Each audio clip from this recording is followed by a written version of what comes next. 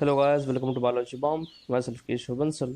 And आज इस video के अंदर हम क्या स्टडी करेंगे, हम फंजाई को स्टडी करेंगे। ठीक है। सो फंजाई के रिगार्डिंग हम स्पेसिफिकली क्या क्या स्टडी करेंगे, उसके जनरल करैक्टरिस्टिक्स को स्टडी करेंगे। ठीक है। अकरेंस एंड हैबिटेट को, इकोलॉजी ऑफ फंजाई, इकोलॉजी क्या होता है अभी हम आगे डिस्कस करेंगे कि जो भी लिविंग ऑर्गेनिज्म है वो एनवायरनमेंट में रह रहा होगा। ठीक है। एनवायरनमेंट में रहेगा तो उसके साथ इंटरेक्ट करेगा। ठीक है। तो इसी बेसिस पर सर्टेन इकोलॉजिकल ग्रुप्स बांट दिए गए। जैसे अगर कोई फंजाई सॉइल में रह रहा है तो सॉइल फंजाई हो गया, कोई एक्वाटिक रीजन में रह रहा है तो एक्वाटिक फंजाई हो गया।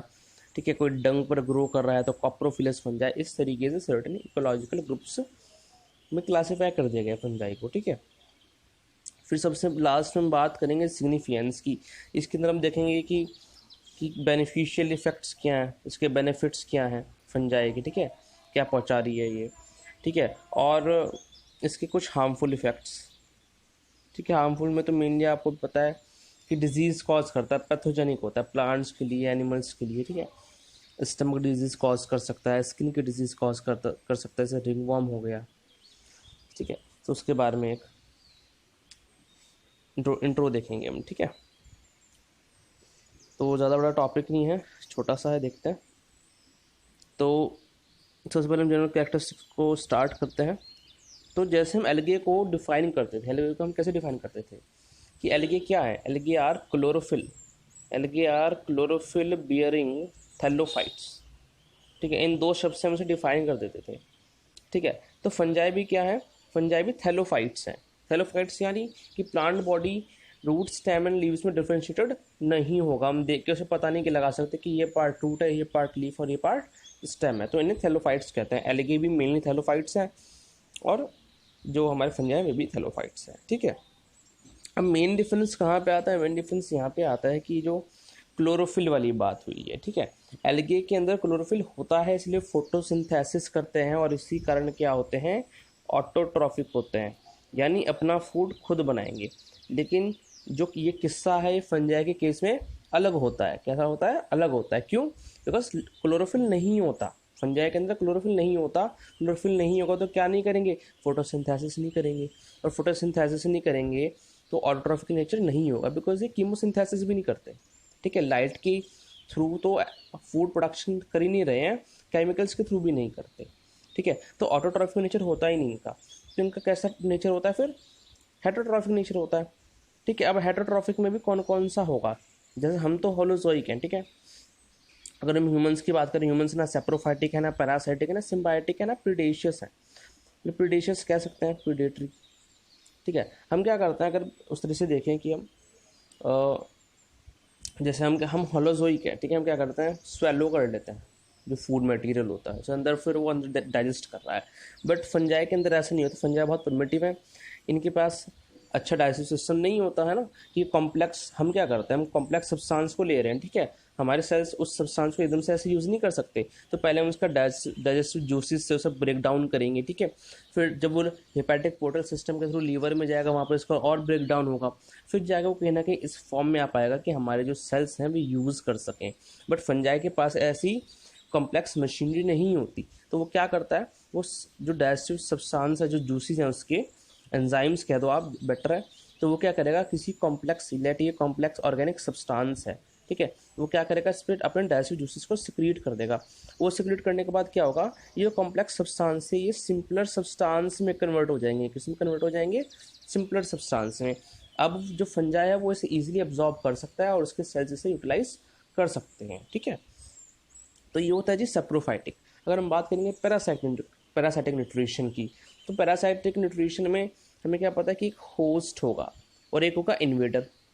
ठीक है। तो इन्वेडर क्या करेगा, होस्ट में चला जाएगा और होस्ट में जाकर होस्ट से न्यूट्रिशन लेगा। लेट ये अगर ए इन्वेडर है और बी होस्ट है, तो फायदे में कौन है, फायदे में इन्वेडर है। होस्ट किस में है, नुकसान में है।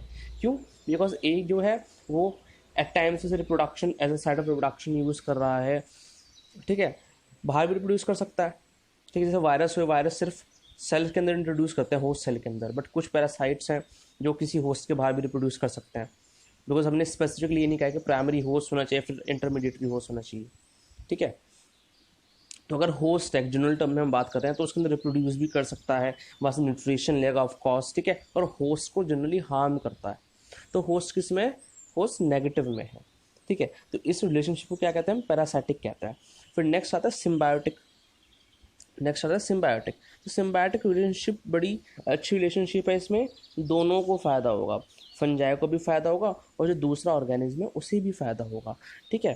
तो ये तो लेट हमारा फंजाई ही है, ये तो हमारा फंजाई ही है, ठीक है। अब बी की हम बात करते हैं। बी क्या हो सकते हैं, बी अगर एलगी हुआ, तो जो इनकी सिम्बायोटिक रिलेशनशिप होगी उसे हम क्या नाम देंगे, उसे हम नाम देंगे लाइकन्स, ठीक है।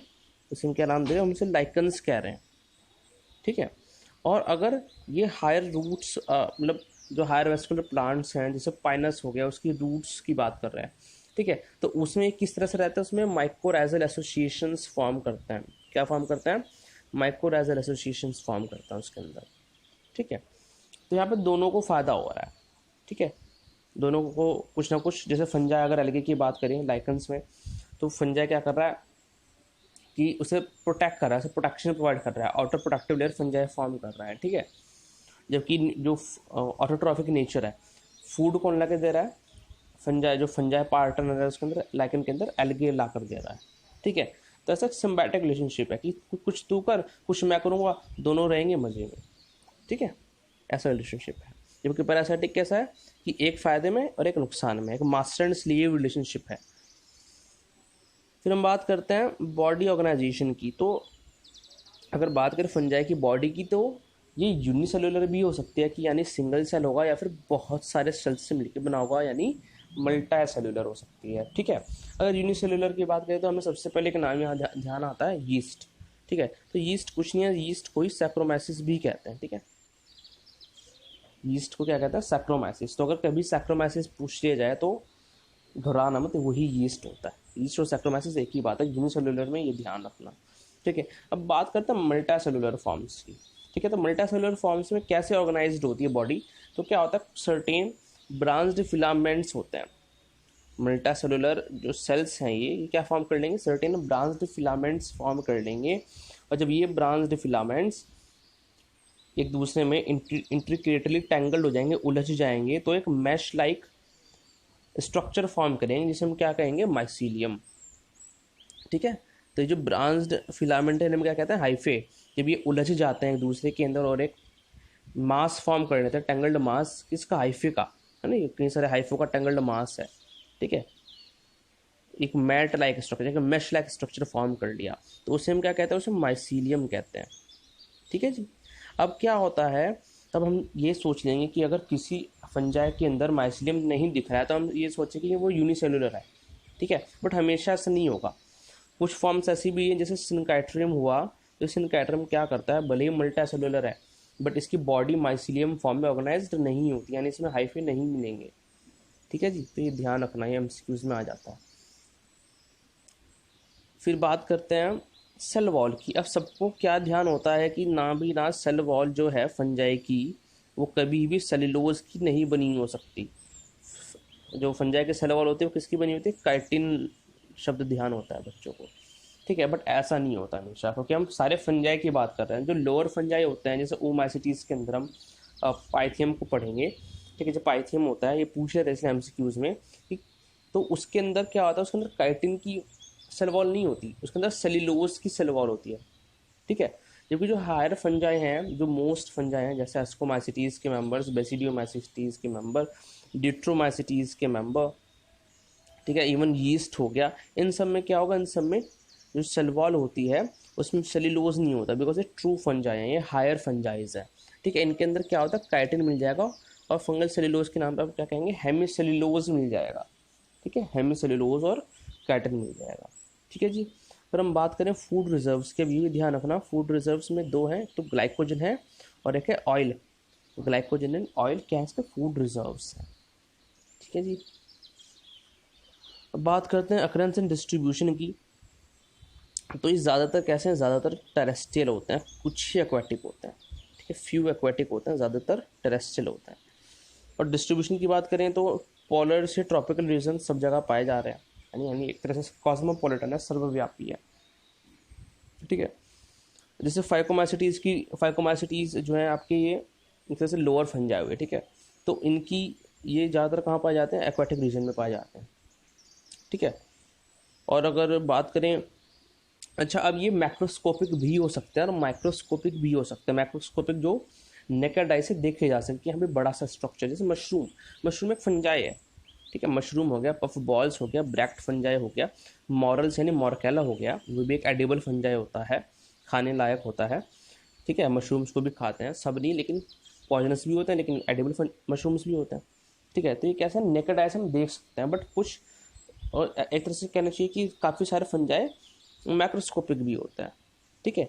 मैक्रोस्कोपिक जैसे एस्परजिलस हो गया, ठीक है, पेनिसिलिन हो गया, और एल्बिगो कैंडिडा, रस्ट फंजाई, बहुत सारे हैं ना, कि अगर एक सेल की बात करें इनके, या फिर जो भी मतलब मल्टी सेलुलर ऑर्गेनाइजेशन है इनकी, ठीक है, एक फंजाई की बात करें तो मतलब बहुत छोटा है, ठीक है, बहुत माइक्रोस्कोपिक होता है, नेकेड आई से नहीं दिखा जा सकता है।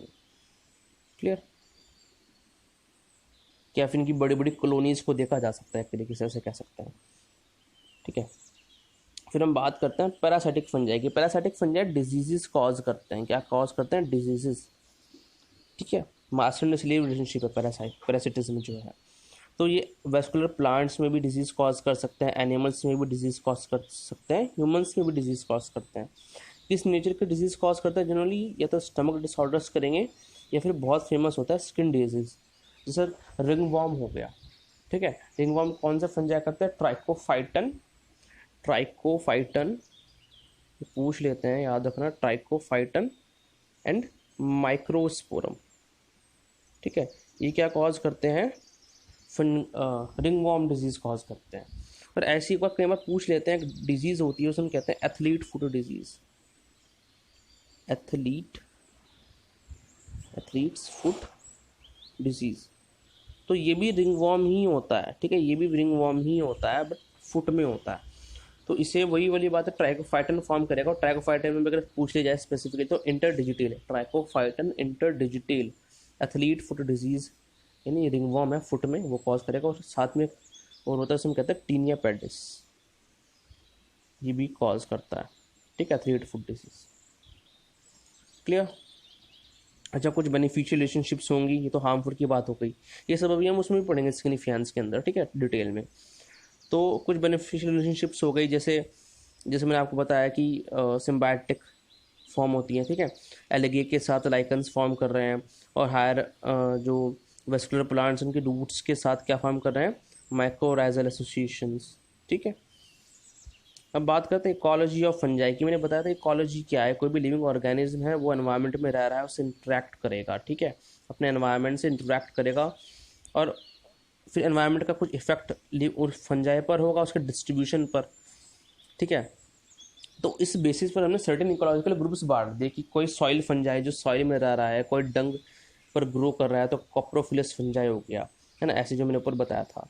तो अब उसे थोड़ा डिटेल में डिस्कस करते हैं। अगर सॉइल फंजाई है तो सॉइल की सरफेस पर जो एरिया होगा, ठीक है, जहाँ पर फंगल फ्लोरा होगी उसे हम कहेंगे राइजोप्लेन, क्योंकि सॉइल रूट्स की सरफेस पर माइक्रोबायोलॉजिकल एक्टिविटी ज़्यादा होगी, ठीक है।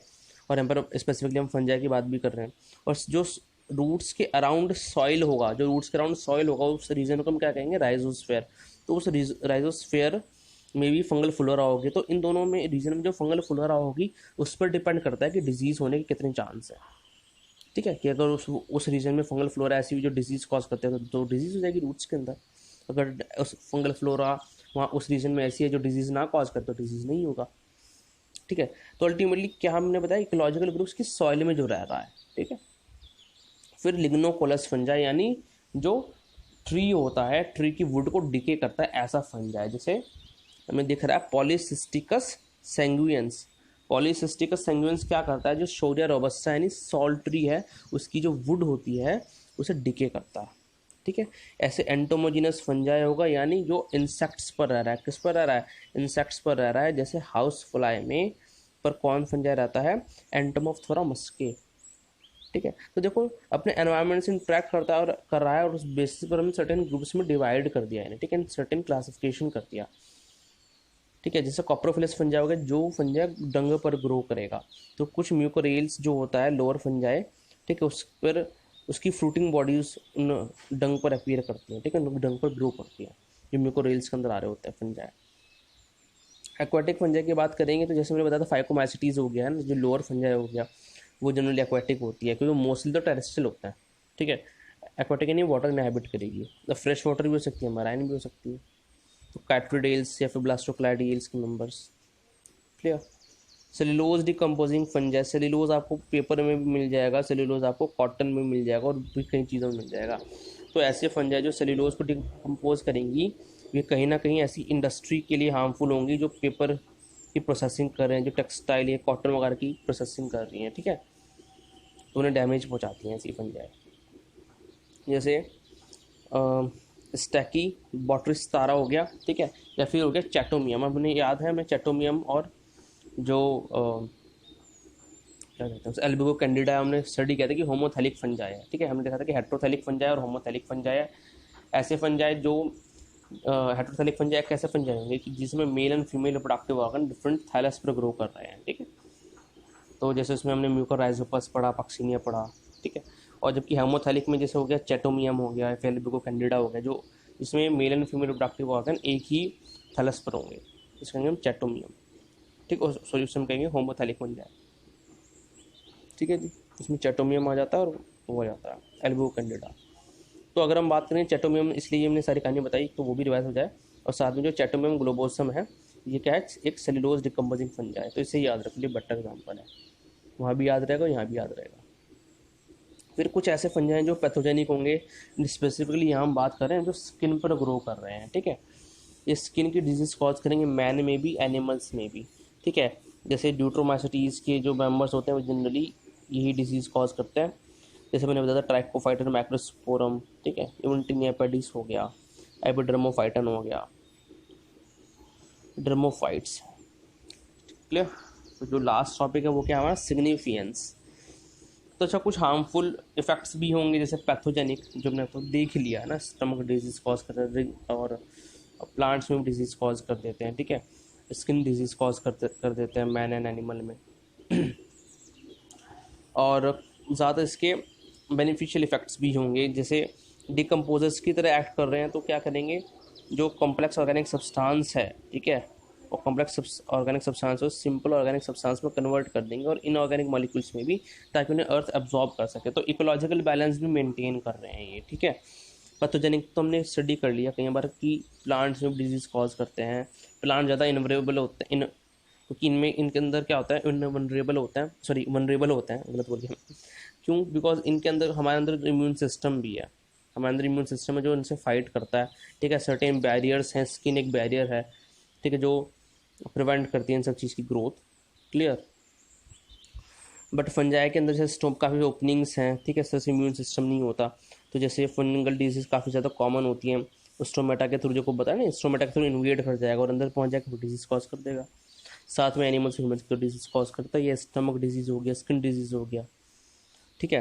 फिर इसके बेनिफिशियल में और देखेंगे हम तो यीस्ट, जैसे यीस्ट हो गया, क्या किस में काम आती है, फर्मेंटेशन में वाइडली यूज़ की जाती है, ठीक है, जैसे ब्रेड, वाइन, बियर के प्रोडक्शन में, फिर चीज़, सोया सॉस, सूफू, इनके प्रोडक्शन में, सर्टेन ऑर्गेनिक एसिड जैसे सेट्रिक एसिड हो गया, गैलिक एसिड हो गया, इनके प्रोडक्शन में। ड्रग्स हो जाते हैं, एर्गोमाइट्रिन, जैसे हमने पढ़ा भी था, क्लेविसेप्स हो गया, उससे एर्गोटिन ड्रग मिल रहा है ना। साथ में जैसे एक नार्कोटिक ड्रग LSD होता है वो भी मिलता है। अब ऐसा ये भी होता है कि क्लेविसेप्स की कुछ स्पीशीज़ डिजीज़ भी कॉज करती हैं, जैसे एर्गोटिक डिजीज़ कॉज करती है बाजरा के अंदर, ठीक है। तो ड्रग्स भी मिलते हैं इनसे, एर्गोमाइट्राइन, कॉर्टिजोन। और फिर एंटीबायोटिक्स हो गया, जैसे पेनिसिलियम हो गया, ठीक है, पेनिसिलियम से क्या मिल रहा है हमें, पेनिसिलिन मिल रही है एंटीबायोटिक्स, ठीक है, पेनिसिलियम नोटाटम से। फिर अब उसके बाद उसमें तो फर्स्ट टाइम निकाली गई थी, ठीक है, पेनिसिलियम नोटाटम में, बट अब ज़्यादातर पेनिसिलियम क्राइसोजीनस यूज़ होती है, वहाँ से पेनिसिलियम एक्सट्रैक्ट की जाती है, पेनिसिलियम, ठीक है। और ग्राइसोफुल्विन भी हो गया एंटीबायोटिक्स की फॉर्म में, ये भी इनसे मिलता है। और कुछ इम्यूनो सप्रेसिव ड्रग्स भी हो गए जो इम्यून सिस्टम को सप्रेस करते हैं, ठीक है। जैसे कई बार सर्जरीज होती हैं, ऑर्गन ट्रांसप्लांट होता है, तो हमारा इम्यून सिस्टम रिजेक्ट ना कर दे उस ऑर्गन को जो ट्रांसप्लांट किया गया है, तो उसके लिए क्या किया जाता है, इम्यूनो सप्रेसेंट दिए जाते हैं, ठीक है। तो एज साइक्लोस्पोरिन एक इम्यूनोसप्रेसिव ड्रग हो गया कि भाई इम्यून सिस्टम हार्म कर रहा होता है, तो उसे प्रिवेंट करने के लिए, उसे थोड़ा शांत करने के लिए, ठीक है। और लास्ट में ये तो है ही कि फंजाई सिंपल ऑर्गेनिज्म है काफ़ी, ठीक है।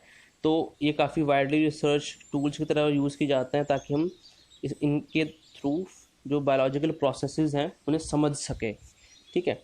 तो इसलिए सिंपल से सिंपल होना चाहिए, ठीक है। तो जैसे यीस्ट हो गया, एक यूनिसेलुलर फंजाई है, वो सबसे बेस्ट मटेरियल है सबको स्टडी करने का, यूकैरियोटिक सेल को स्टडी करने का, ठीक है। तो फर्दर फील्ड्स काफ़ी सारे डिसिप्लिन में यूज़ होता है, सेल बायोलॉजी, जेनेटिक्स, कैंसर की स्टडी के अंदर। तो एक मॉडल ऑर्गेनिज्म है, ठीक है। तो ये था हमारा फंजाई। सो अगर आपको वीडियो अच्छा लगा, वीडियो को लाइक करें, चैनल को सब्सक्राइब करें, एंड जो भी सारे वीडियोज़ हैं उन्हें शेयर करें ताकि और की भी हेल्प हो सके। एंड प्लीज़ डोनेट करें, ओनली 10 रुपीज़ पर मंथ। इस आपकी लाइफ में, मेरी लाइफ में एंड इस वर्ल्ड में डिफरेंस क्रिएट होगा, and I will be more motivated, मैं आपको नोबल सर्विस प्रोवाइड कर सकूँ, better books and tech buy कर सकूँ। So thank you from Biology Bomb. See you next time, take care.